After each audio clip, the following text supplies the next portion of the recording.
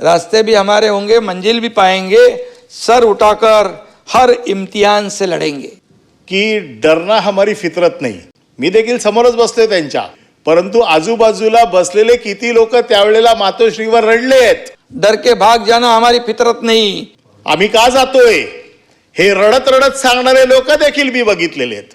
त्याच्यामुळे डरना हमारी फितरत नाही त्यांची नसेल. मार खायची कशाला बोलायला लावताय, कशाला बोलायला लावताय. भाषण संपवताना एक 4 ओळी ज्या आहेत त्या मी बोलू. चांगलं तुम्हाला तर मी काय शिव्या द्यायचं काम करत नाही. मनातलं बोलणार आहे ते, तुमच्या मनातलं बोलतील.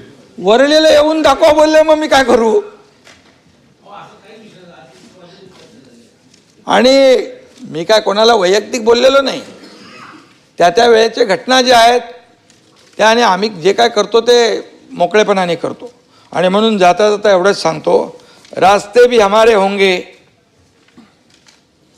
मंजिल भी पाएंगे. रास्ते भी हमारे होंगे, मंजिल भी पाएंगे, सर उठाकर हर इम्तिहान से लड़ेंगे. सर झुकाकर नहीं, सर उठाकर हर इम्तिहान से लड़ेंगे. डर के भाग जाना हमारी फितरत नहीं, डर के भाग जाना हमारी फितरत नहीं. वादा करते हैं महाराष्ट्र को सबसे आगे बढ़ाएंगे. ये अच्छा है ना, महाराष्ट्र को आगे बढ़ाना है. आणि म्हणून तुम्ही सगळ्यांनी एक आपला निर्धार करा की महाराष्ट्राला पुढे घेऊन जाऊ. देशाच्या विकासामध्ये आपलं महाराष्ट्राचं योगदान सगळ्यात नंबर 1चं असलं पाहिजे. ही भूमिका आपली असली पाहिजे. आणि म्हणून मी सभापती महोदय सर्व सदस्यांना मनापासून धन्यवाद देतो. सर्व सदस्यांचं अभिनंदन करतो. काही थोडंसं कटू बोललो असलो पण मी बोलण्याचा माझा स्वभाव नाही. जेव्हा समोरून बोलतात तेव्हा त्याला उत्तर दिलं पाहिजे, नाही ते इकडं सगळं रेकॉर्ड तसंच राहील. आणि म्हणून मी बोलण्याचा प्रयत्न केलेला आहे. आणि म्हणून मी सगळ्यांना पुन्हा एकदा मनापासून या ठिकाणी धन्यवाद देतो आणि थांबतो. जय हिंद, जय महाराष्ट्र. खरं म्हणजे मी देखील काय कवी नाही आहे. मी आणि एकनाथ शिंदे तसे हाडाचे शिवसैनिक आहोत. पण सत्तेत गेल्यानंतर ते कवी झाले. शेरशायरी त्यांना चांगली यायला लागली. हे त्यांचं रूप, बदललेलं रूप हे फार चांगलं आहे. आणि म्हणून शेवटच्या त्यांच्या ज्या 4 पंक्ती होत्या त्याच्यातल्या एका वाक्याचं उत्तर देतो की डरना हमारी फितरत नहीं, डरना हमारी भी फितरत नहीं.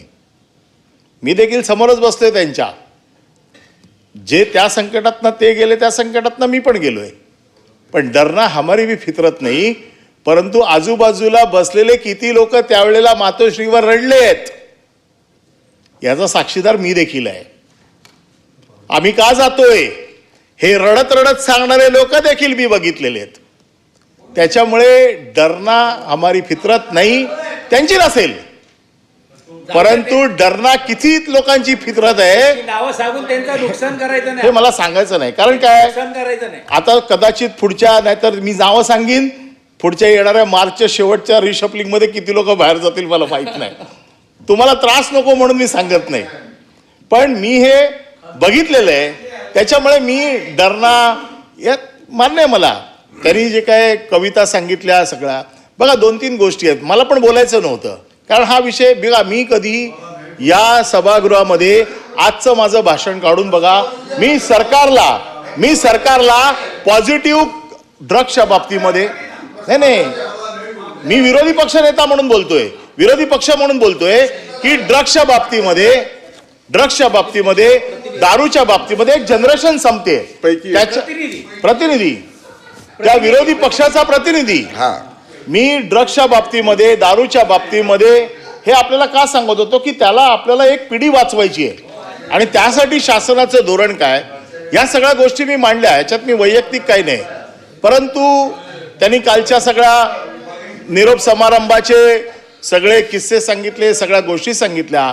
कोविडवरती पुस्तक, त्याच्यामध्ये साहेबांनी सांगितलं की ते काढा, त्याच्यात आमचं काही टाकू नका. परंतु त्याच्यात झालेल्या घोटाळ्यांमध्ये ज्या वेळेला त्यांची नावं आली होती ते आज किती लोक तुमच्या मांडीवर येऊन बसलेत त्याचा देखील अभ्यास तुम्हाला करावा लागेल. पुस्तक जेव्हा काढताना बात निकली है तो दूर तक जाएगी. हळूहळू मला पण तुमच्या सानिध्यात राहून मला पण समजायला लागलंय, बात निकली है तो दूर तक जाएगी. म्हणून त्यामुळे की आपण सरकार आहात, आम्ही विरोधी पक्षाचे लोक आहोत. आमचं काम आहे की लोकांच्या ज्या काही गोष्टी असतील आपल्यासमोर नेणं आपलं काम आहे. सरकार चांगलं जे काय काम करतंय ते सांगणं. आपण सांगितलं की विरोधी पक्ष नेता कमजोर, विरोधी पक्ष कमजोर आहे, संख्या कमी आहे, मान्य आहे. तरी भाई- परंतु आज कशाला पाहिजे? आपल्या आपसापसातच विरोधी चाललंय. हा. विरोधी पक्षाचं काम काय राहिलेलं नाहीये. तुमच्यातच विरोधी पक्ष राहिलाय, आपसातच भांडताय तुम्ही आणि अख्खा महाराष्ट्र बघतोय. या सभागृहामध्ये 1 वर्ष 1 महिना हे अधिवेशन चाललं. या अधिवेशनात काय बघितलं लोकांनी? विरोधी